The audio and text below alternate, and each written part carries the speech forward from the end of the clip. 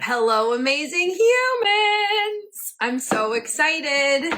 Today I'm interviewing for the J Spot, Fred Lewis, and I know he's going to be on at 12:30, but let me just tell you, I met Fred. I used to promote parties, and I met Fred at a party, and we are still friends. Hi, my lover! It's so good to see you on here. And so who Fred is for me, he's a friend. He is a bright light. Like, I don't even know, like he walks into a room and people know that he's there. He has a huge heart. Even though he sometimes could look a little scary, like he's got a rough exterior, not like rough, like he's going to beat you up, but like you wouldn't be like how I'm like, ah! Like he's not like that. And he has an extraordinary story for his life and things that he's overcome. And I cannot wait to talk to him today. It's going to be so great. So thank you for being here, even if you're watching the replay later or whatever. And if you have any questions for him. So he was in he played Major League Baseball for quite a while. And then now he's opening a daiquiri shop. He's basically keeping me employed because of the fact that he's giving everyone diabetes. But we'll talk about that later. Anyway, so if you have any questions, I put a message up in my Instagram feed yesterday saying, like, if you have any questions that you've always wanted to ask a Major League Baseball player, or if you have any questions about daiquiris, just Adrian, he's keeping us alive, he's keeping us in business, my loves. And all my New York City peeps. Hi, Josh. Hi, Bella. Hi, Mary. Okay. This is so funny. This is the second one that I've done on Instagram, and I don't know if it's a coincidence, but both have been male and both have been late. Probably not a coincidence, right? I don't know. Let me send him a message. Mary! Let's see here. No, still not here. See, I wonder if my first I need to interview a female, and we'll see if they're like right on time. Although I can say, if I were to interview my friend Stuart, he would be like, he's so impeccably like accurate with his time that he would be like the one dude that like 100% I would know would be like right on the money. Just saying. Hello, everyone that's coming. We are waiting for Fred. Fred is a retired Major League Baseball player who lives in Mississippi and just opened up a daiquiri shop. He also has this is the other thing, Millie! He also has this insane good taste. Like, everyone else could be in sweatpants, and then there's Fred. Like that. His, like, outfit game is on point. Oh, he's looking. This is so funny. Millie, I was just saying, here he is. I was just saying, Millie, if I were to interview a female, I would wonder if they would be time. Okay, it should be connecting. Fingers crossed. Here he is. Oh my goodness! Stop all of it. Stop it! Stop it! I haven't How you seen you in doing? 100 years. I know it's been a while. This is so great. It makes me so happy. Can you do me a favor and tilt your camera up a little bit so I can see more than just your mouth? Okay. I didn't know. My bad. Not that you don't have a great lips, mouth area, but yay! I'm so happy. Stop it. So before we even start, I just want to say thank you because I adore you and I have been friends with you for such a long time. And I thank you for taking time out of your day so that you can hang out with us. And I literally put a thing up last night about like if you have questions for you, and I probably got like 20 something questions. So like I have my own agenda, and I know that we are going to talk about the things with you, but I was like, Jesus, this is a lot of stuff. So people are very excited to learn all about you, which is so great. So how are you? How's your day going so far? Well, actually, I'm doing actually well, but I'm just now getting done with one of my strenuously workouts. Yeah. How many times a day do you work out?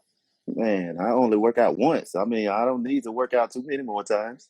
All right, but a lot of times people, they do those like 10 a days or whatever. Not really. But Mm-mm.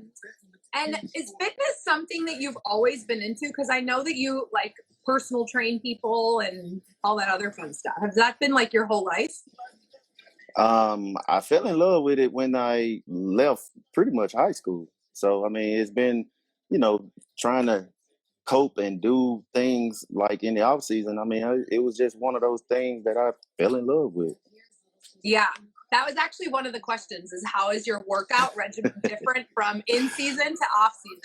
But we can talk about that in a little bit.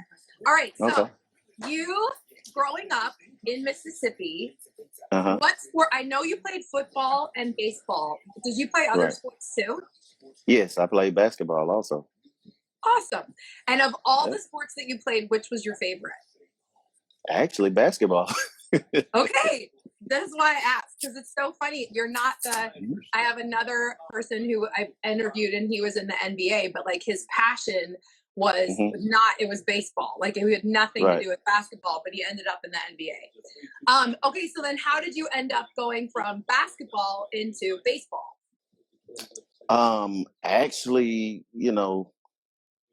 basketball was one of those things that I really liked and enjoyed doing, but it was kind of one of the coach's idea for me not to play, and I was like to play other sports, and he just wanted me to play basketball. So I just said, okay, forget basketball. I'm going to play football and baseball. Okay. So it was basketball first, and then football, and then baseball. Right. So how old were you when you started playing baseball? Shoot, 5. Oh, really little. Okay. Yes. And then when did you realize that like did you ever get to a point where you were like, I should hone in on baseball? It was kind of one of those things where my parents, like my mom didn't want me playing football because it was a contact sport. And Yeah. my dad Good for wanted me your to mom. play. Sorry, But it my dad, terrifies me. yeah, my dad wanted me to play basketball because he played in high school. So that was like a given that I was going to play, basketball. But, baseball just I was just good at it and I never missed a year. So I mean, it just turned into one of my passions. Yeah. So from 5 up. Okay. And then when you were going to college, Hmm. what made you choose Southern University? Whew. Well, that was another parent issue also. So I hope they're I not wanted watching to. this. Uh, so to be honest, I wanted to go to Texas A&M, and my parents was like, "Okay, how we're gonna come and watch you play if you go to Texas A&M, Oh, and we're not gonna give you our car to go to Texas A&M to go to school there, and plus it's yeah. more expensive." Yeah. So it turned out to be either go to somewhere close and go to school here and you know get drafted or whatever you decide to do Yeah. because it's closer. And I mean, it's a lot that played into it, but parents was one of the biggest reason and the biggest things that the reason why I went to Southern University. Yeah. And did they come a lot to the games? Oh yeah, they came every weekend. Oh, they did? Yeah, it's like from here, uh 3.5 hours drive. Okay. Wow. And they came Yeah, every weekend? yep. Every game they was there. That's amazing. Yep, That makes my yep. heart so happy. Especially just because I know like what it well, so like my parents, and I'm sure I don't know if yours worked too, but like both my Right, parents worked. So like it took a lot. Like if my parents right. were to come watch me play like softball or when I was cheering or if I was performing in like a play or singing or whatever, like it takes a lot for a parent. And like Right. that just is such a huge testament that they just love you so much. And I know you Oh love them yeah. too because I see the little workouts that you try to get them to do in the garage. Of course. I mean, you know, my mom, one of my best friends. So we if she doesn't hear from me, she coming over here knocking on my door. Yeah. And is that part of why after retiring from baseball that you decided to go back to Mississippi? Yeah, that's part of the reason, you know, because my parents are getting older, and you know, I try to spend much time with family as possible because Yeah. you know it's so much going on in the world today. So you know, she just recently lost her mother, and you know, I just want to spend much time with mine while I Yeah. can. Yeah. I'm sorry about your grandma. Yeah, it's okay. That sucks. I mean, Um, she lived a long life, so I mean, 80+ years. I mean, that's a long life. what was the best advice that she ever gave you? I mean, hey, main thing, the main words that all I wanted to hear was "I love you." That was it. I mean, but any other thing, you know, because growing up and being around a huge family like you know 8, 9 brothers and sisters, you know, like that, you know, kids are growing and coming into the family every year, you know, so Yeah. for her to be like, "Hey, come to my house," my mom's house when I was living with her, you know, to say, "Hey, I just want you to know that I love you and I want you always to do good." So, I mean, that was just Oh my candy God, and you're gonna you make know me cry. sweets for me. So, I Oh, mean, but yeah, I just have now just photos and stuff like that. You know, she did get a chance to watch me play professionally when I went to Atlanta. So a lot of my family and friends came over to Atlanta, and I think that was when I was with the San Francisco Giants, yeah. and I think I actually had 40 to 45 tickets that game. No way. Yes, And it how? was And you it used the was a whole. lot. Yes, I mean, Everybody was there. everybody was there, the whole That's family. so awesome. Yep. You remember that game the most, huh? I mean, I remember it. I have video, and then I think also when I got traded from the Giants, they also came when I was with Cincinnati. So that was in Okay. 2011, and you can hear the announcer say, "There sure is a lot of, you know, Cincinnati fans here," and you know they'll put the camera up on my family. Yeah. Yay! Oh my God, that's So, so cute. I love it. oh yeah. Okay, so tell me about your I know and if you don't feel comfortable talking about this, you absolutely do not have to at all. But I know that you were in a really bad car accident and there was a point where you Mhm. were contemplating like I don't even think I want to do this anymore. Right. So that happened in 2002, and that accident, you know, took me through a lot of depression to where, you know, I almost gave up and didn't want to pursue my career. Yeah. And um I just remember that it was a night that it was raining, and we were all like home from break on, I think, Thanksgiving, and you know, it was one of those nights to where one of those Mississippi roads, and it was just raining, and I thought I could, you know, I could see, and it was like so much that was like, you know, to the point to where I just couldn't, and a car was sitting on the side of me, and I was like, okay, let me slow down because this car would not pass, and so it was raining really, really, really bad. And so once I slowed down, I lost control. And from what the report said, I flipped several times. And I flipped into the median. And I knew from bottom of my heart that the person that was sitting behind me, because she was talking to me the whole time, that she was still alive, because once I got out the car, I got up and I was trying to get the car that was passing me. He um he actually came back, you Oh know, to good. help. Okay. So, and you know, my parents of course get this phone call late in the morning, and they all rush down there. And this is a night to where I like never got any sleep, of course, because it was like 3 o'clock in the morning, everybody, going to the hospital. And, it was just one of those moments to where I'm like devastated. Everybody's like crying. I'm trying to figure out why. And I'm like, why in the world is everybody crying? Nobody's telling me anything. So, and I get the report from the highway patrolman. He's like, "You sure that there was 3 people in the back with you?" I say it was actually 4, and he say, "Okay." And I'm like, "What's going on? Why you keep asking me that?" So he was like, he never said anything.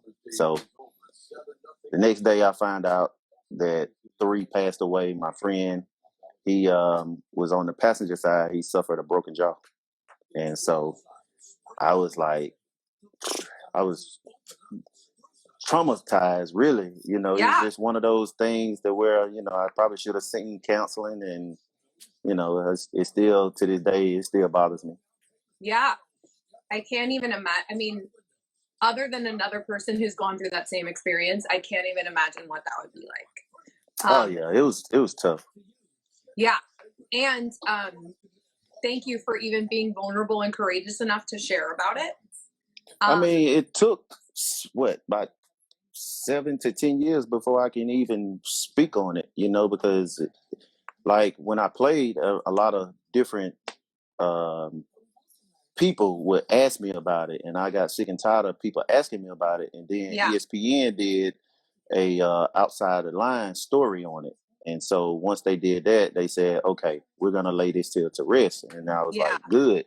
But I use that as motivation, as a testimony for to try to tell other people that that I know you lost your somebody in your family, that in due time, with time, you can overcome what you're going through. Right. And is it true that you had like what do you call it? Like, how people have like things that they do whenever they like hit home runs or whatever? What do you call that? Oh Like a yeah. gesture? Oh, okay. So yes, every time that I got a hit, I always, or something, I always tap my chest 3 times and I point up, because I had it in my head that, first of all, let's backtrack. So in 2002, I got drafted, right? And ever since 2002, I can remember these words from the parents.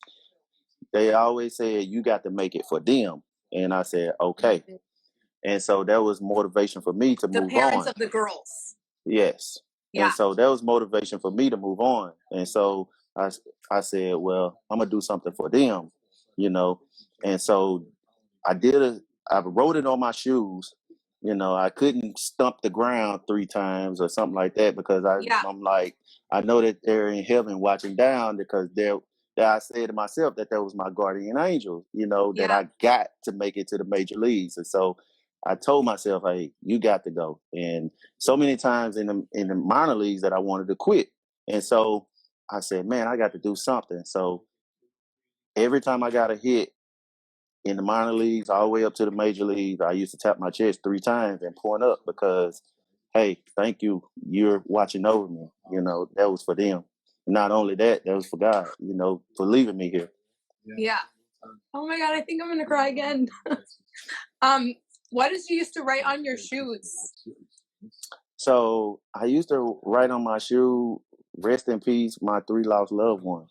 That was the message that I used to write on my shoes and inside my hat. And do you still do that? I also do that when like, matter of fact, I just did that. Really? I was under 400 pounds on the bench press, and I don't have a spot, so I'm doing this all by myself. Fred. And so I'm like saying to myself, Lord, ain't nobody here but me. I say, because if this weight falls on me, I mean, it's probably going to crush my chest, and it's going to probably put me in the ground. Yeah. So I got it off the rack, and I pushed it up, and once I got up, I of course tapped my chest 3 times and point up. Can you please not do that anymore? You're nuts. But I'm glad that you have that. I love it's funny. My dad passed away and he was cremated. And at first, like, I think that's the first person that I knew that was cremated. But I kind of love it because I like have my dad in a locket. I bring him everywhere. I like kiss it the locket like I used to kiss my dad on the forehead, right? Like I create these little things. Then whenever there's little events or whatnot, like I bring him with me, and I'm like, all right, Dad, like Anyway, so I love that. Thank you for sharing. And I'm mad at you for making me cry, but it's okay. It was totally cool. I'm sorry. No, it's you okay. asked the questions. It's just such an incredible story because people go through things in life. I'm probably going to cry again, but it's fine. People go through things in life and we're given like opportunities to say, I'm going to have this make a difference for me and for others, or I'm going to let it just take over me. Right. And That's your true. story is so awesome because you literally were like, no, like you fought through it, overcome it, and then you continue to use it throughout your life to make a difference. And that is so extraordinary, and it takes a lot. Oh yeah, it takes. You have no idea. Because how many days, like, I just said, you know what, I can't do this. I'm very depressed, and to have a praying family community that came and just with open arms. I know what you're going through. I know. But the main thing for me was the families of them that came to me and said, don't stop, keep going. You got to make it for them. You got to keep pushing. You got to keep pushing. And that was the icing on the cake for me. And I said, I can't let them down. Yeah. And you didn't. I did. Now I'm still fighting. I'm still going. I know. It's so amazing. Okay. So, all right. Tell me about, I read about, if ever something I say is bullshit and I just found it after like doing my research, tell me, be like, Jay, you need a better fact checker. Okay. What is the Fred Lewis pancake breakfasts? The Fred Lewis pancake breakfast. Oh my God, that's so old. So I think that was before this. I'm assuming that was before the cycle, right? Yes. This was when you were in the minor leagues. Yes. And I just got called up right to the major leagues, right? So yes, I actually because I'm a big mama's baby for one. Okay. And she always used to cook breakfast for me, and I used to eat it or before she went to work, and I used to eat it before I went to school. And so every morning that I got up, I had to have some pancakes or something, with some eggs. And every single day. Do you still eat that for breakfast? Not too often. Is that just because you don't want to cook it because your mom isn't cooking it for you, or just because your health? Right. Well, sometimes I could eat it, but I'm not more so, I'm burnt out on it now.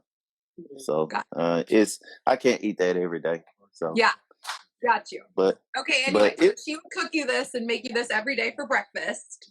And of course I would eat it, and it was just one of those things that, like, if you don't have any fuel in your system, that you can't function. So that was my type of breakfast that I had to have every day. So everybody else was different. So and I'm I call it a country meal. So I'm a country boy. So that's one of those things that I just had to have. Yeah. Okay, but you would take the loudest fans, right? And you would bring them. You would have like pancake breakfast for your loudest fans. Well, I don't know. I don't remember that now. I don't remember that part. Okay, maybe that's wrong. So this was what I had found, was that you had Okay. you would take that when you were in the minor leagues, the people like loved you, Okay. and that you would take like a group of people that were the loudest fans, and that you would Uh-huh. feed them like this pancake breakfast. Not necessarily you, but like you would treat them to breakfast. Is that I can't recall. That's been so wild. That's been so long ago, but it's not one of my memorable moments. But I may have, because I had that kind of a heart when I yeah? was playing in the minor leagues. So it may have been. So I mean, I can't recall most of All right, it's those. okay. Like I said, it could be total BS, but at least the pancake part, Okay. now we get it. Okay, so you end up in 2006, you were brought up into the major leagues, and then Right. then what happened? You went back down to minors and then came back up. Right. Yeah, that was in 2006. And then in 2007, so your first time, your first time on the roster was on the 6th of May of 2007 for the Right. Giants. Uh-huh. And then literally like a few days later was when you completed the cycle on the 12th. Yeah. Yes. Which was Mother's Day. Correct. Now, fun facts about you. I don't know if you know this or not, but you are the 276th baseball player in Major League history to complete the cycle. Did you know that? Correct. There's only been 330, maybe more, because since 2019. Okay. And then you're the first San Francisco Giant. Did you know that? I didn't know that. Because I knew it was. I knew it was something, but I didn't know it was the first. It was New York Giants. Okay. Hi, other Jay. Sorry, my other friend Jay just popped on. Okay, and then let me see. You became the first strictly left-handed batter to hit for the cycle since the Giants moved to San Francisco in 1958. You were the 22nd Giant in franchise history to complete the cycle. And let me see here. You were also the fourth player in Major League Baseball history since 1900 to hit your first big league home run as part of the cycle. The fourth person? Yeah. I didn't know that. Look how fucking cool you are, and you didn't even know. I was reading I'm not about that it, cool. and I'm like, this is dope. I'm like, this is so cool. And another fun fact, let me pop quiz you. Who do you know who the next Giant was, San Francisco Giant, to hit for the cycle? Pablo Sandoval. Yes. And did you know that you were both playing the Rockies? Right. How weird is that? I don't know. I thought that was so strange, but Yep. great. Let me see here. Okay, so random questions. Well, wait, anything else you want to share about that? Because that's a big deal. No, this is right behind me is the actual jersey and stuff like that went from the day that I hit the cycle. So Oh, get out! Yep, that's And it those right are there. your gloves? Yep. So you saved all of it. Yep. And that's the bat. It has on there that the date I hit the cycle and everything. So that's awesome. Where is this in your house? This is at my house. I was going to go, but I didn't have time to go to my business because I'm gonna do that part when I leave. But I had to go to my business to take care of some business. But I had where I normally do my Zooms at is like on my wall. It has like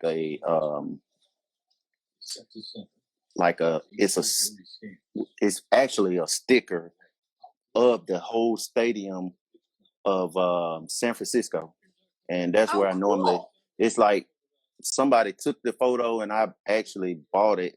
It was like a fat head, and so that's where I normally.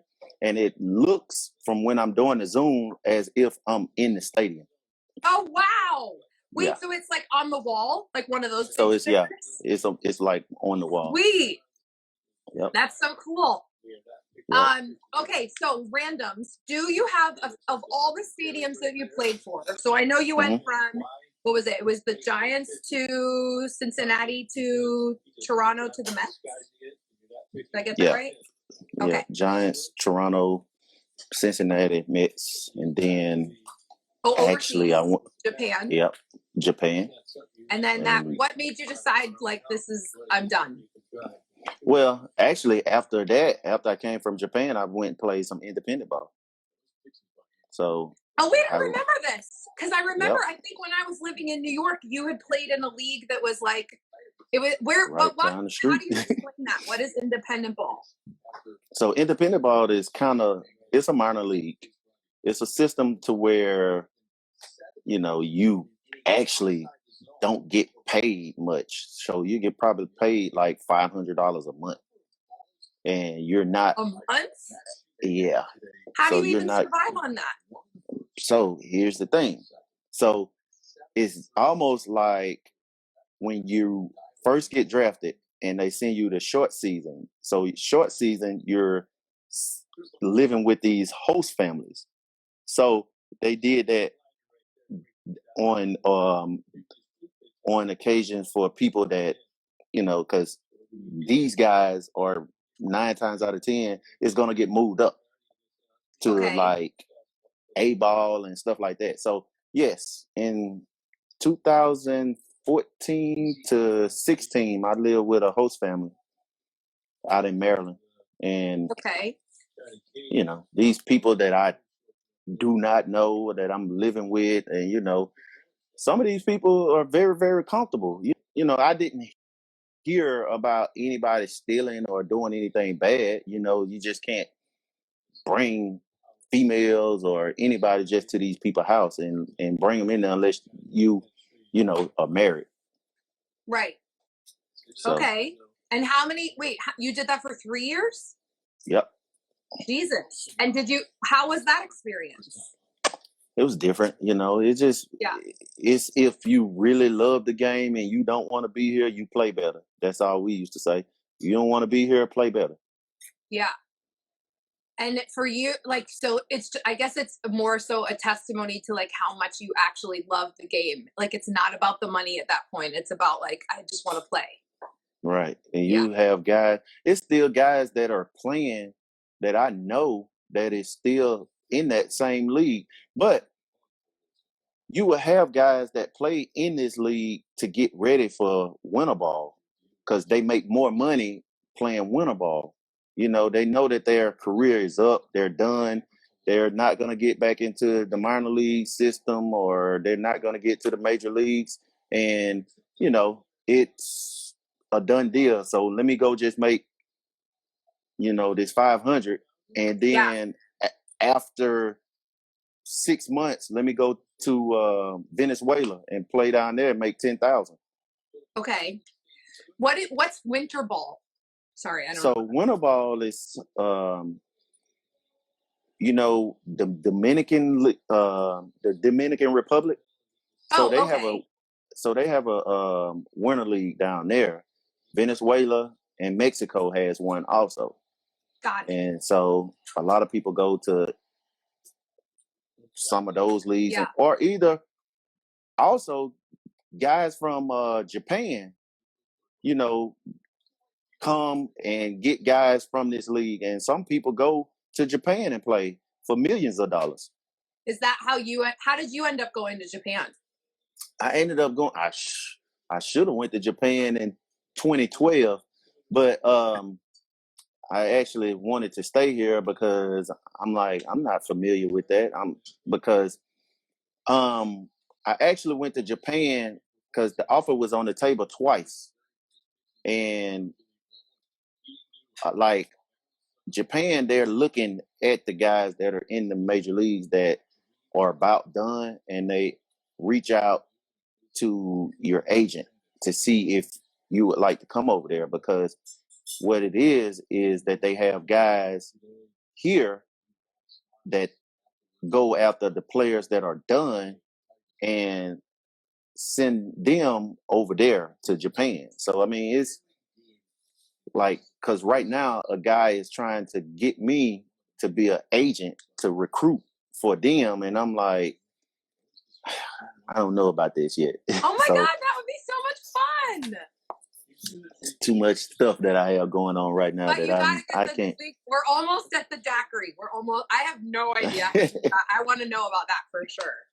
Okay, wait. Well, why don't we just go into that? Okay, so you opened up a daiquiri shop and it came to you in a dream. Yes. So the daiquiri shop came Say a into little it. more about that. So in 2016, I was thinking, hey man, let's do this daiquiri shop with some guys in DC.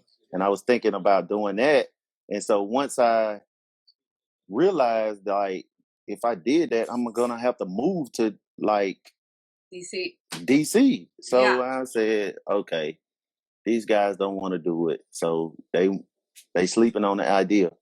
So 2019 comes up and I'm thinking to myself like, man, I'm about to go back and play baseball. And then I'm like, no, you're done. So I'm thinking like, okay, let's open up a barbecue restaurant, something. I was thinking about franchising a few things and okay, I'm thinking about opening up a liquor store, so many different things. So I was asleep one night and then, in the middle of the night, I was presented this dream, hey, let's do a daiquiri shop. And so Okay. Why daiquiri? I mean, do you like daiquiris? nope. I was just trying to figure out something Wait, to do with my money. You do drink or not really? I mean, There was a now, point in time you didn't, right? I think. right. Yeah. Now, I mean, I have it on occasion. Yeah. But Yeah. I was saying before you got in here, I was like, basically, Fred has opened up this thing and he's keeping me in business because everyone is going to go to his place and get diabetes. And I say that with so much love. Yeah. I mean, this stuff is really addicting and it's really, really good because I've been getting so much feedback from it. Yeah. So, I'm actually really, really close to opening up my second location. So, Already? yeah. That's amazing. Wait, no, what happened with you with that? Wait, tell me too, because I know it's called the press box. So that's clearly for baseball. Right? Yes. So, how'd you come up with that? It's a great logo and stuff, by the way. I like it a lot. Yeah. So what happened was, I'm thinking to myself, like, main thing I'm thinking, I don't want to work for nobody. I don't want to, I want to be my own boss because I went to school for business management, right? Yeah. So I'm thinking to myself, what do you know? What would you name this place? Like, it has to be something that is, that stands out. Yeah. So and meaningful to okay, yeah. So I was out one day and I'm like, man, you know what? It's got to have a baseball like type logo. And so what happened was, a lady said, I went to a lady, she was gonna design it, and she said, okay, do you have a picture? And I said, yes. And she says, okay, let me see it. And so the front of the building actually looked like the press box of a stadium. So I said, okay. And she said, okay, well, you should call this here the press box. And she said, I'm not going to charge you anything, but, but for her to design this thing, it was going to be a couple $1,000s. And I was like, just for a design and logo? I know, it's a lot, no. right? So I had sent this logo of a baseball field and I said, can we do something without getting fined or, having to have MLB come in and say, you can't do this. Right. So I sent it to a guy and he says, okay, this is something good right here. So he sent it, showed it to me. I say, oh, that's neat. So sent it to another guy, and he actually came up with my logo. And he said, "Man, I could actually do this here." And he say, "I'm gonna send you a couple." He sent me 3, and I said, "Okay, I like this one better." And so he took it, and now that's what it is. now it's the press box. Yay! So where do you want to open up? Wait, so I saw that like you sell like big giant containers too. So it's not just you come in for like a cocktail, right? So Or you can can do that too? actually get 16, 24, and 32 ounces cups. But in cups. And yes, and And then then you like also big can gallons. yes, you can get like a milk jug gallon or a half a gallon, like half a gallon of milk. Yeah, So yeah. it's same size. So yes, you can either get one or the other. So And then is there like if ever I were to be in Mississippi, which would literally only be because I would be visiting you 100%. right.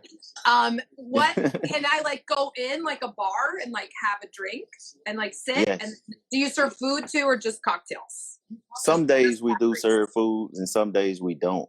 You know, most of the days we don't. But I'm actually getting into this location to try to make sure that I serve food, but my next location is gonna have food.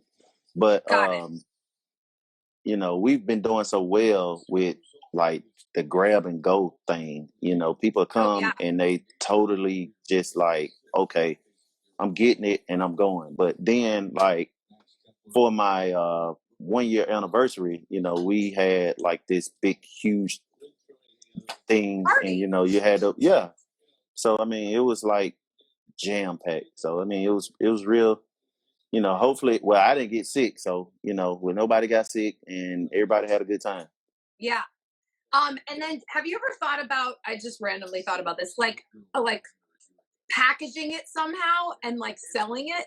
Do you know what I mean? Like to other bars, like where maybe they don't have to go to like that shop, but like they could go to, I don't know. Well, like if I'm in San Francisco, now at the Giant Stadium, they can sell the press box daiquiri and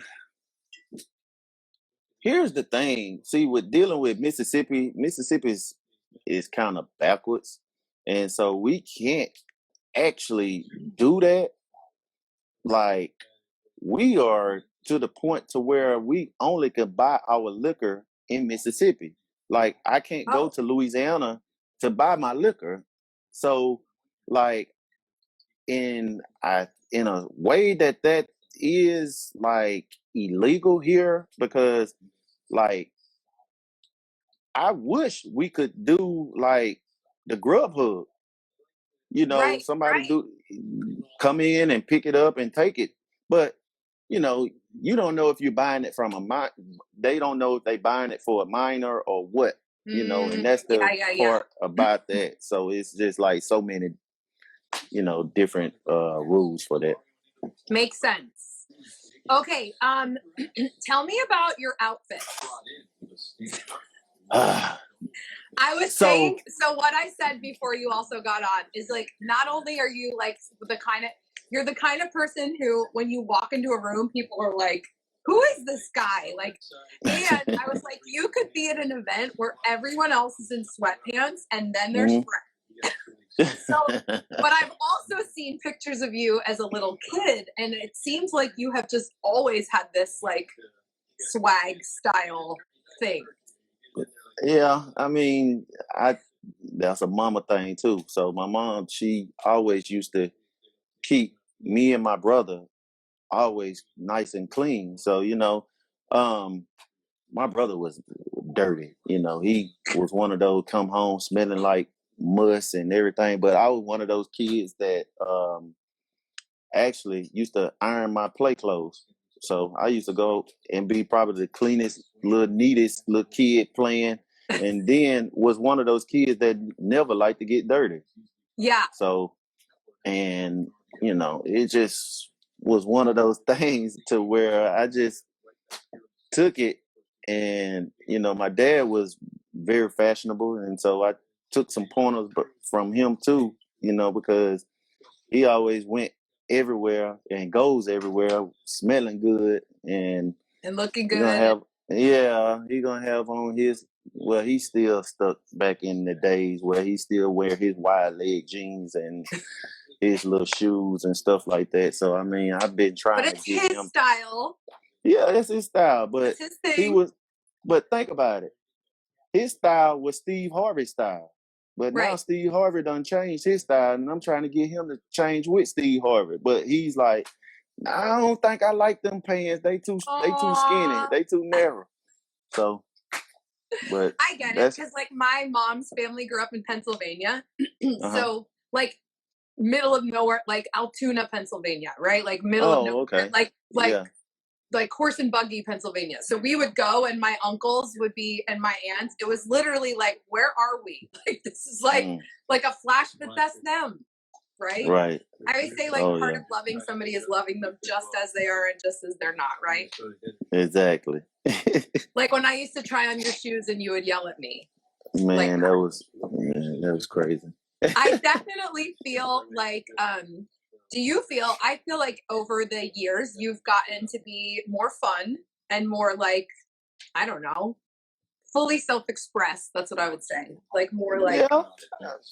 I mean, I've learned to not care about what the next person thinks. And I kind of like, you know, just like you said, decided to just say, forget it. I'm gonna let my hair down, because yeah. it's not. I think the reason was that I was a sheltered kid growing up. Never was able to go many places. Never was, had to be at home when the street lights came on, and never went to parties. And then once I'm able to go to parties, I'm like, okay, never was able to, like, I was able to have girlfriends, but I mean, I don't know. It just was totally different than it is now. And now I just was like, you know what? Forget that. You got a lot of Yeah. people that are looking at you and watching you. So, a lot of people think that you an asshole anyway. So I mean, just they don't know you. They don't know that you're That's what I was fun. saying. I was like, you look at him and think like he was like scary. I was like, not like scary, like I was like, but he was like more serious. I was like, kind of like how I'm like the like, hey, like come on Yeah. me. I'm like, he was pretty much like the opposite of that. Right. Right. But I feel like you would be more like, I don't know. That's good. Proud of you for that. Okay. So what are you the most proud of yourself for?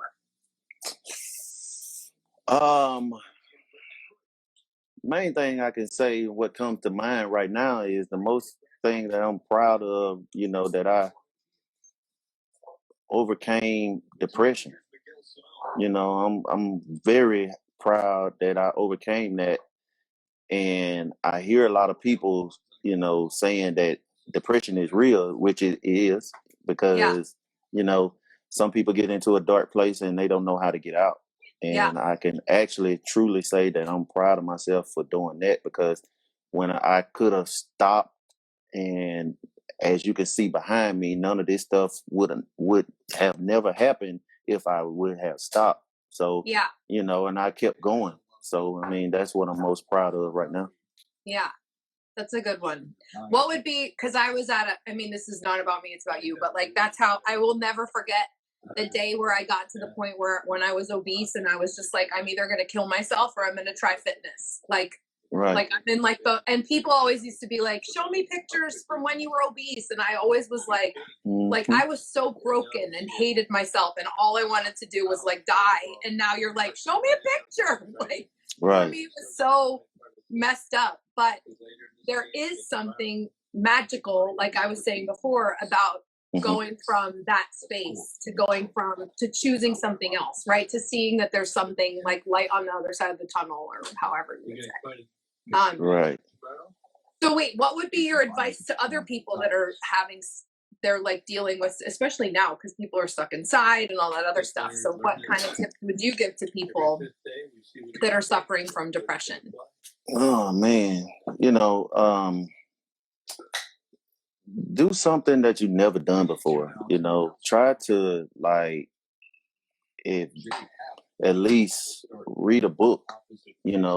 For me, reading a book was the Bible. But more so having and believing what it says. And like everything that I've read and everything that I've written down basically has came true. Because like Hmm. if you don't write it and you don't believe it, it's never going to happen. Because like I said in this book that is sitting in front of me, which is my high school senior book, it has everything that I possibly has done right now to this day that I can check off everything that's in it. And So like your accomplishment list.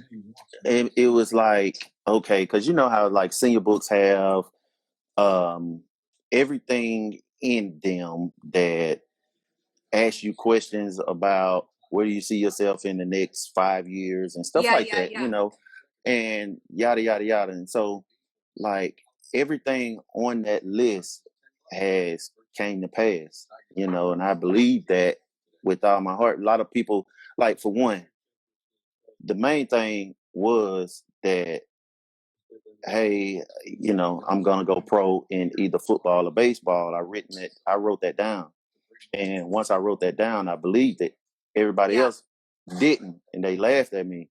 But there was more fuel for the fire, and there was more motivation. So then once that happened, I was like, ha ha ha! I'm laughing to myself. I told y'all so. And then people come to me and be like, "Man, you always did say that," So but reading the Bible for me was one of the biggest things for people that for somebody that was suffering, and also not being a loner. Also get you some people that's on the same level as you, that you would want to be around, that consider yourself a friend. Because there are some people that are fake out there, but like, don't be around people that are gonna stab you in the back, laugh at you, and stuff like that. So, and just be around people that is gonna mostly uplift you. And that's another way to to uplift and get yourself out of depression. No, I love that. Having leaders creating leaders, or being around, like having, like I always say, I can talk to anybody with a mouth, but there's like a handful of people that are like my people, right? Like, and I'm so blessed to have those people in my life. I also love what you said about God, because I believe in God. And it's always interesting to me when people are going through like rough times, when I watch my friends that don't believe in God and then my friends that do. Because there's something like magical, or about having faith and just being able to say, like, let go and let God, and just be able to just, like, I don't know. It's unique. It's interesting to me. All right. I have literally a gazillion questions for you, and I don't want to take up all of your time. So let me see here. Let's go through. All right. So one of them, how does your training regimen differ from like off season, when you were playing, to off season to in season? How was it? Or did it even differ? Nah, I mean, so I was a football player, of course, and I love the strenuous activity of playing, and of course lifting. How it transformed my body, and how strong I got, and how much weight I can push up. That was always excitement for me. But once I transitioned to the season, it, like, for me, I just did less weight, because it's so many games in a season. I can't, like, right now I probably can't throw a baseball if I picked up one, because my arm is so big. But I mean, I would probably have to put some of the weight down. But how much did you weigh when you were playing, and what do you weigh now? How tall? What are you, like 6'2"? I'm 6'2". I weigh I just weigh myself. My weight fluctuates between now and when I'm on the scale when I'm eating, is 225 to 223. Okay. So my playing weight was anywhere from 200 to 205. Wow. Yeah, I mean, because you were big then. I can't even imagine. Yeah. Now your arms look like tree trunks. Okay, so, oh wait, did you ever do Pilates and stuff? Did you ever try that stuff? Nah. I mean, We used to do it. I couldn't do that. Yes, you could. You could No, do ma'am. anything. Don't even. I can't. Yes, I'm you not. can. We're gonna do it. No. All right, let's see. Oh, this was a good one. Which sound is better, the crack of the bat or the pop of the glove? Oh, the crack of the bat, of course. Okay. I mean, that's number one. Okay, what are do you have any like affirmations that you tell yourself every day? Oh man, I'm always motivating myself. Like I just said something to myself. Like I've been looking for shortcuts all my life, but I never found one. Oh yeah, you just posted that. Exactly. So Yeah. what? I saw that one. No, yeah. That's another one of those let go and let God, like our path, God's path, and it's like all over the place. Yeah.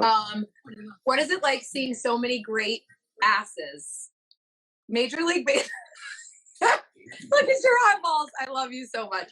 That was it was a female, but it could have been a male too. But nonetheless, I mean, baseball players are notorious for having awesome asses. I don't know if you know this.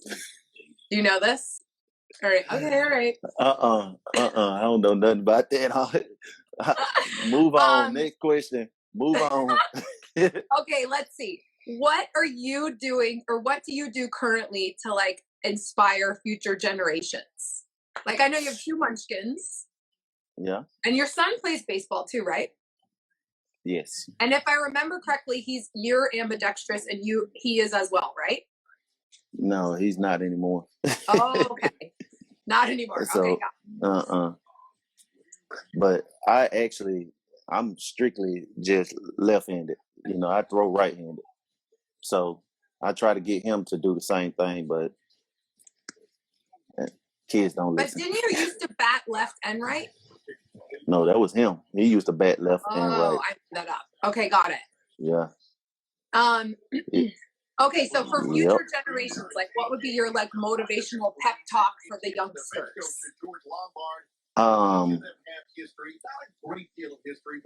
What would be? Say that again. I was looking at the comments. My bad. I'm sorry. Oh, no worries. So for people like you're like little kids, right? You get to say like one inspiring, amazing thing to them. What is it? Hey, always believe in yourself. Never give up. Like, what I mean by believe in yourself, you know, when everybody's laughing, that you tell them, because as kids, they always say, "I'm gonna get this, I'm gonna get that," But if they laugh and say, "Boy, don't do that," don't. No, you ain't. You ain't gonna do that. Stick with it. Yeah. And say, "Yes, I am." But my main thing was, I went work secretly on things to try to prove people wrong. For the next time, like for instance, if I got beat at something, I always was like going to work on it. Like when they told me that I was a terrible outfielder, I went secretly in the off season and worked on it. It was always them telling me what I couldn't do that was more fuel for like the fire to just say, you know what, I'm going to prove to them that I can, because they say I can't. Yeah, I love that. All right, these are some that I'm curious about actually.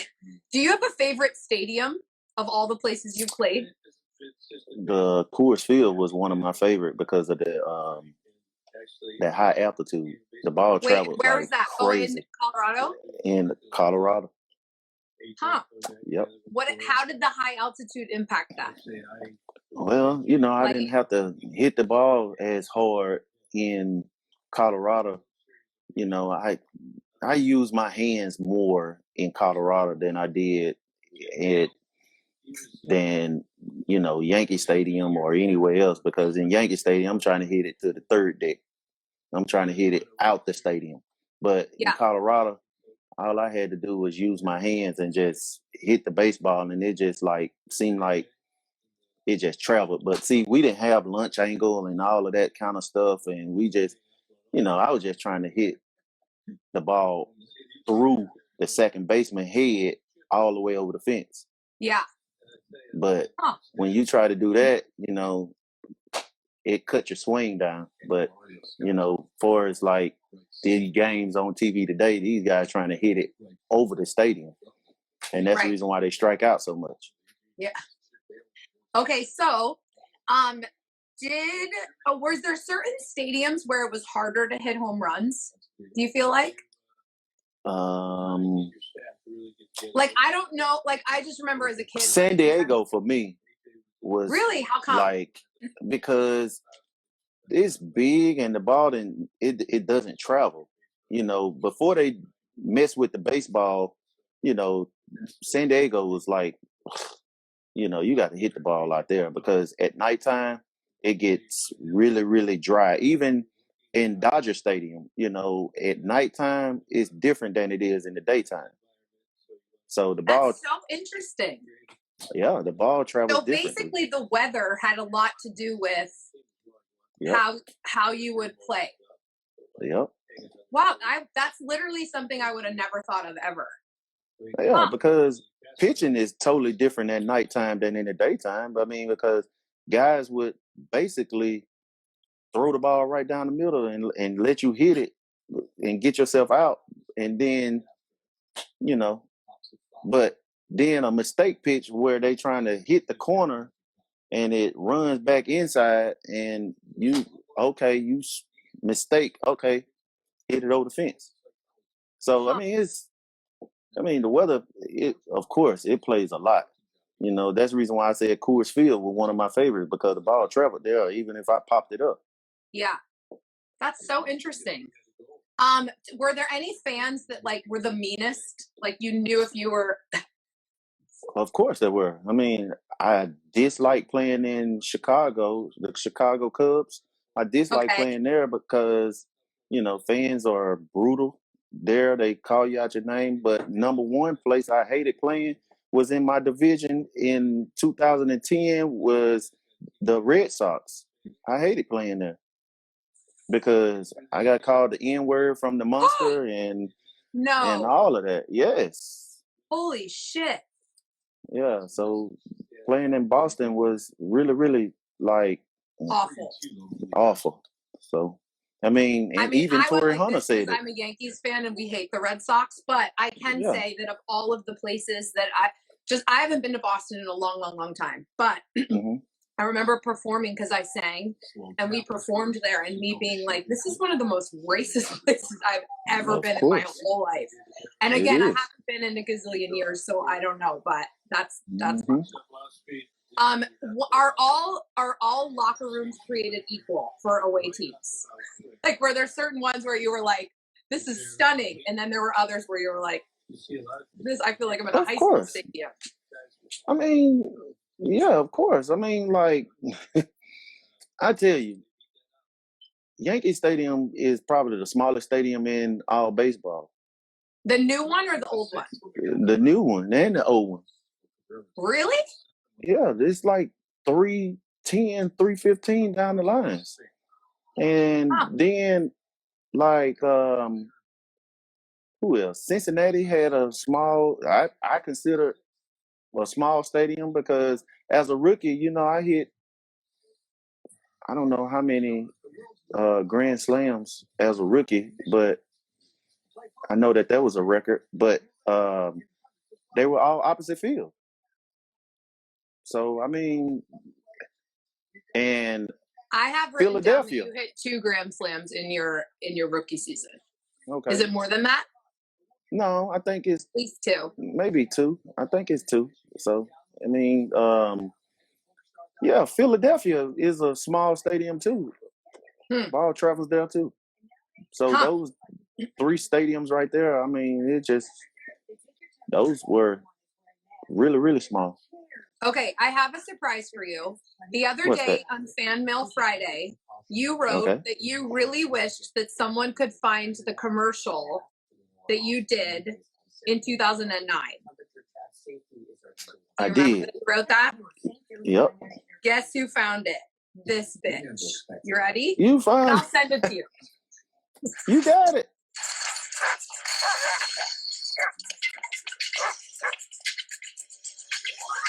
Me and Benji. Put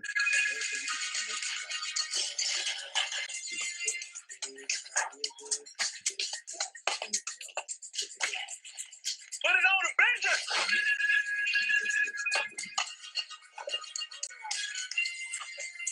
Come on, Al. You gotta slide. Yes. I was like, I will find this. Yes. Okay, that thing that you did, like you were a smoking gun. Did they make you do that, or did you decide? Yeah, they told me to do that. They They was did? like, do something that, because they were, I'm gonna tell you that day for that commercial, we was out there all day. And them guys that was running over those trash cans, Yeah, they were literally running and jumping over trash cans for real. And all they day. did it like a million times all day. That sucks. Like, it was like they were trying to, I'm thinking to myself, this commercial is not going to take long. It's like, okay, just put me in here, put me over here, and just, Yeah, it'll be okay. quick. No, it's like, you got to do this. You know how many times I had to throw that baseball? How many? I had to, 100. I had to throw that baseball over 100 times to him just to make it perfect. Wow. Awesome. That's awesome. I love it. Oh, random another question. Was Okay. I know you were 14 for the Giants, and then later you were 15. Was 14 Yes. always your number? So I'm assuming that they was trying to give me number 15 because that's the number that I was in when I was in college. I was 15 in college, and Bruce Bochy had number 15. So they gave me number 14 to get as close as possible. as close as possible. Yeah. So I was like, okay, so that was my first big league number. And then everywhere else, like when I got traded to Toronto and Cincinnati, I tried to get 14. And one of my catchers, John Buck, had number 14. He's a veteran, so he wasn't going to give it up that easy. So I just took my college number 15. So because I wanted to play in number 14 all of my career, but got it. Couldn't. Then went to Cincinnati. They said, okay, number 14 is retired. So everywhere else, I try to get 15. I just stuck with 15. Yeah. Okay. Anything else you want to share? No, not really. I mean, what else? Make sure you send me that commercial. I want to see I will. commercial. I promise. I was so happy. I was like, I was reading like yesterday. I literally was like doing all this stuff, and I was like, so this is how I found it. My mom was a cop, right? So I start like, I'm always like, okay, how could I do this? So when I started with like Fred Lewis, like Major League Baseball, Giants commercial, nothing, right? And then I found, then I was like, okay, wait, what if I did like San Francisco Giants to the year, like commercials, and I actually found the page of the guy that did all the commercials, and so then I found yours, and I was like, yay! Right. Yay! I'm glad because hooray! I'm looking at ever. because see, think about it. Like around the time that I was playing, social media wasn't that big, but it was growing. And, a lot of people don't know that I played baseball that's on my Facebook or my Instagram. Yeah. And you're going to have to play this at your shop. Yeah, I know. I was trying to figure out how I'm going to get it on the TV. So I'm going to have to put it on a drive or something to screen it across the TV. So I'm going to have to do that. I could even download it for you. I got it. Appreciate it. Thank you. I You're need welcome. that. I'm so happy. I Yeah. so get it, actually. So random fun fact about me. I don't even know if you know this, but I've always been a Yankees fan, pretty much everyone in my whole Of family. course. And once I was on a dating show a gazillion years ago, and it was when the Yankees were in the World Series that year. So the whole time I was like, okay, I know you guys have a lot of money. This is on the Learning Channel. I was like, I know you guys have a lot of money. I think you need to fly us for our date to New York and we'll go to the World Series. Like, it just made sense to me. So we end up, where do we go? They freaking bring us to Giants Stadium, and it was Really? actually awesome.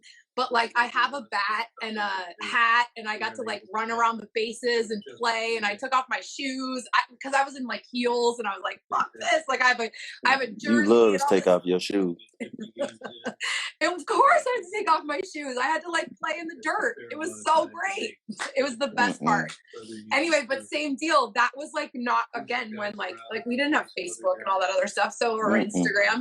So I was like trying to find it. I even wrote to the Learning Channel. I'm like, does anybody have this? And then my mom found a VHS tape from when it like DVDs were out then, but for whatever reason, the Learning Channel had sent it to me on a VHS, and I had Costco like flip it so that I could watch it. It's hilarious. Anyway, Fred, I love you. You are extraordinary. I thank you so much for your time and for you sharing yourself so like amazingly and generously and openly. And I am just so freaking proud of you. Man, I appreciate it. Thank you. You are. I might cry again, but you're like a great Stop it. person. Thank I you. just cry a lot, but you're an awesome person. Like. You want the best for people, period. Whether it's little kids or big kids or whatever, or grown, like you just want to make a difference. And that's very evident. And it's been the other thing that is really unique about you is that you have been that way since I've known you. And I don't even know, like, I know you came here in 2007. But I don't even remember what year it was that I actually, I don't know if I actually met you in 2007 or not. But I think it might have been, 5 or something like that, 5 or 6. Even No, it sooner? might have been 6. Because I know that I got called up in 05 and 06. And then I think I played 07, also got called up. Because I think 05 was a September call up, 06 was also, and 07 they just called me up. They said, forget it, we're going to bring him up. And then, it was like I played from 07 to 08, 9, and then got traded in 10. Yeah. So do you it have was somewhere in between near there. you that you could show us? It's on my dresser. I have to get it. Let me go get it. You don't have to if you don't want to. Ugh. I mean, I get it. So, I mean, I'll show you something real cool, though. I got a bat signed by Barry Bonds. Oh my God, get out. Yeah. I know that I read an article too, because I know that you were you took over essentially for him, and you talked about how it's like impossible shoes to fill. But I love how you said how it was like, you know what, you never went into it thinking that you had to be the next Barry Bonds. You went into it like, I'm just going to be Fred Lewis. And I thought that was Man, I'm going to just tell you this. If they'd have let me alone because this is where it started. See, one day in San Diego, that's the reason why I say San Diego was different when I actually, when I was playing, because Barry and I was hitting early that one day, and, he was going for the record, and we were hitting, and everywhere that he hit it, I was trying to hit it, and he noticed that, and he told me, he say, I see you trying to hit it up there where I'm hitting it at. And from that day on, he was like, man, this kid gonna be good. But he knew that they were messing with me. But I'm sitting there like, if they'd allowed me to be who I, was gonna turn into, hell, I probably would have still been playing. But they wanted me to hit home runs like him because we were hitting in the same spot. Like, in the Yeah. stands. We were hitting them in the upper deck. I was hitting them in the upper deck, and then he was, hitting home runs opposite field, and then he'll go center field. I was doing the same exact thing. Then when it come to game time, I can't So damn wait, really hit. quick, were you just doing that organically, or were you doing that because No, mentally, like no, they wanted you because to be the next Barry Bonds? no, I was doing that because I was watching him. I was watching everything that he was doing, because if it works for him, hell, why it can't work for me? Right, So right, right. he never took big strides, and I was in the batter's box trying to take small strides, and I was like, okay, I'm being successful this way. But then think about it. Once I got that down pat, they bring me into the cage and say, hey, won't you try this? And I'm like, well, damn, I just got something. Why y'all trying to change it? And then Yeah. if I didn't change it into the way that they wanted me to do it, then I get my ass sent back down. So from that point on, they kept changing, because they knew I had power. And so then when they brought me up, they like, okay, we got a short leash. We ain't got time. He ain't the next Barry Bonds, so we gonna try somebody. And ever since then, there's been a revolving door for left field.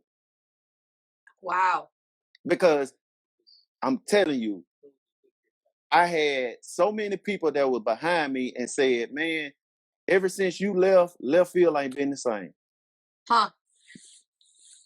That's good And advice too. Like I mean, I could get the conundrum of like, you don't want to be sent back down, but at the same time, like you see what works and they don't. So that's like a tricky, it that's a was hard very one. tricky. Yeah, Yeah. because, okay, I can recall one day, King Felix, Felix Hernandez, when he was with Seattle. That day, and I hate to say his name, Corny Lansford, he was my hitting coach. And of course, he played at Oakland. He was never a home run hitter. If you look at his stats, he was never a home run hitter. So he is 5 feet away from me, tossing balls to me really, really fast, and I got the hit. And I'm like, I'm not comfortable doing this. So Felix threw me 97 miles an hour down and in, and I hit it out the ballpark really, really easy. Okay, next time I come up the bat, he threw me a changeup. I couldn't hit. I strike out. And I'm pissed because I'm geared up, ready for 96. I can't even hit a changeup. So it messed me up. And so I goes into this funk. And so Yeah. I'm sitting there thinking, like, you got me this way. And then not only that, now here they go, they fixing to trade me.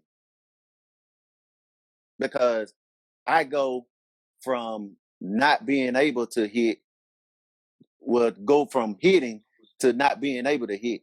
And Yeah. and I look at the game today and I'm like, okay, I look at guys like Billy Hamilton. Billy Hamilton had speed. I was that guy. Had speed, but I had power. Yeah. Billy Hamilton couldn't hit like me.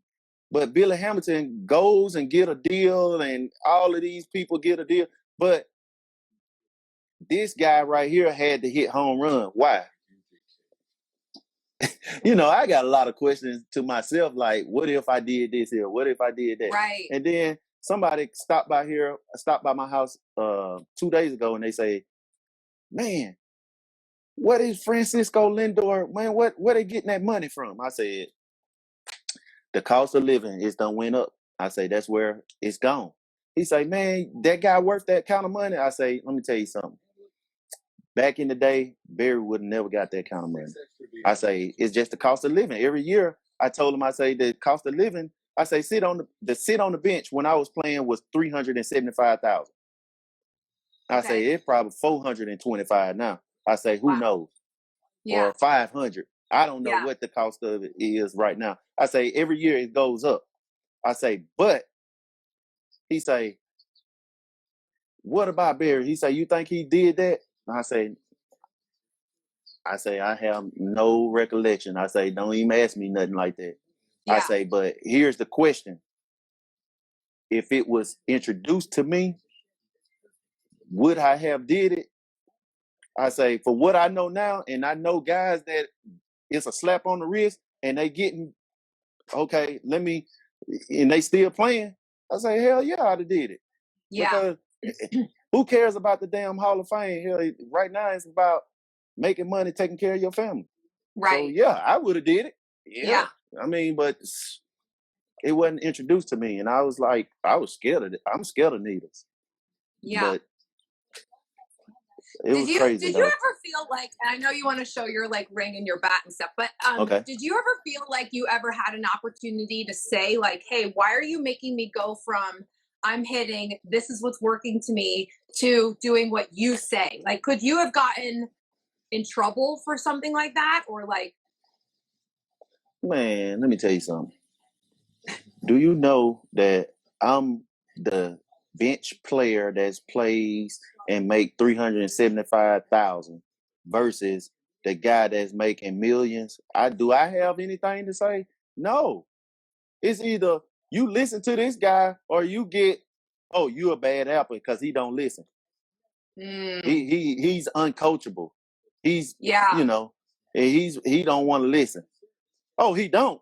Oh, well let's get rid of him. No, I ain't. It's either listen to their way or the highway. yeah, it's your like their way or the highway. Yeah. That So- sucks. But I just hate that the career was shortened like it was. But I accomplished everything that I wanted to. Like I said, I written everything down in this book, and I really accomplished everything that was in it. I just saw something. So with this opportunity of being an agent, I mean that would almost be a way that if you were an agent for people, right? Like you could almost go to bat with them. Like, I don't want you doing what they did to me. You know what I'm saying? Yeah. I mean, in this day and age, the way baseball is now, it's totally different. I mean, like when I was coming up, you couldn't even strike out 100 times. They'll send you down. These guys striking out 200 times, hitting Wow. 200 with 20 home runs. That's a bad year. Yeah. 200 with 20 home runs, that's a bad year. When I was coming up, you did that, they fixing to put you back in the minor leagues. Yeah. But it's okay now, But if I'd have known that baseball was going that route, shoot, I would have struck out 100, 200 times and tried to hit the ball over the fence. Yeah. Huh. All right, let me see this bat and let me see this ring, please. Okay, here's the bat. Okay, this is so exciting. So, I don't know if I can get it. This is the bat. Oh yeah. Now, did you get that when you guys were both playing at this together, or was this later in life?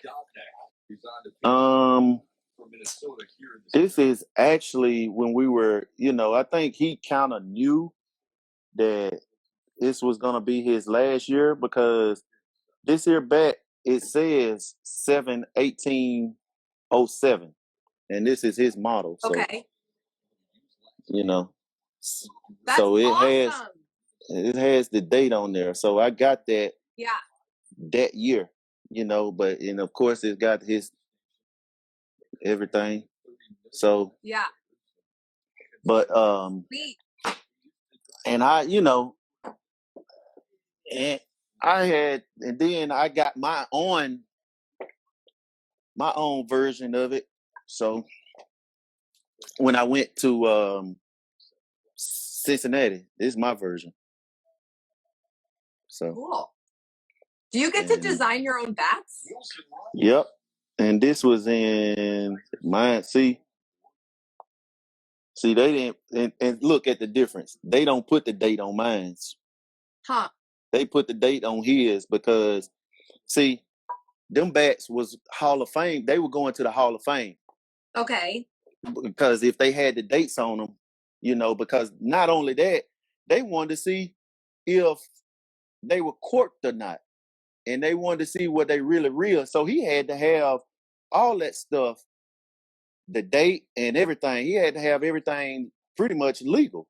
And Wow. so, because because then they was like, he about to break the record. So we need to see, if these bats are up to par. So he had the date and everything on them. Huh. But that But wasn't his choice. That was something that they did to check. I'm assuming, but I'm assuming he said that he was part owner in this business. So he said Sam used to actually make these bats in his backyard. I love it. That's great. So, Uh-oh. but but here's my World Series ring right here. So It's massive. yeah, Okay, how many like diamonds and things are on that thing? I have Like no in idea. zillion? I did not like count this. All I know is Tiffany's made it. Do you wear it all the time? Sometimes, I mean, I wear it to the shop, and a lot of people ask me what it is or what it's Yeah. what You that's almost from. get like a replica made of it just in case. Man, I'm not getting nothing. I put it in my safe. Okay, good. So, but yeah. All right. I love you. Thank you so much for hanging out with me and giving me so much of your time, because I wasn't thinking it would be this long, but I feel like now I have even more questions about baseball bats and whatever. It's all good. I appreciate you having me. Of I course. like doing stuff like so this. much fun, and I miss your face. Yeah. I miss your face too. I miss San Francisco, man. It's Come and visit. Nah, I can't come out there. Why? Man, I ain't got time right now. All right, well, we'll talk about it. I think I'll reach out to you, but I think that there's probably something around a partnership between Major League Baseball and the Daiquiris. Well, I mean, Just a thought. look into it. See, look into it. See if I can bring one to San Francisco. I think you could. I might just do that. All right, I love you. Have the best day ever. Thank you so much. Hey, I appreciate you having me. I appreciate you, period. Oh, yeah. No problem. Bye. All right. See you later. See, people are saying that I've got a point. Hello. Excuse me. Man, well, hey, they know. He done been to my shop before. And then you could become an agent, and then while you're shopping all these other places, right, you can go to all those stadiums and be like, like, all right, like maybe we could do this too. Right. I mean, it's on the horizon, different cities and different places. It's coming. Trust me. Yeah. You just have to wait No, on I it. have complete faith in you. Trust all right. me. It's Have coming. a great day. All right. Thank you. Thank you, See you everybody, later. for watching. Bye. Bye.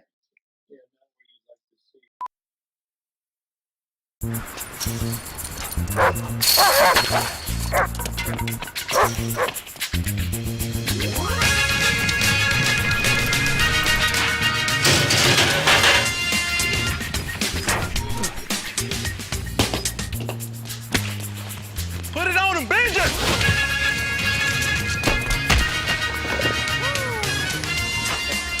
Come on, Al. You gotta slide.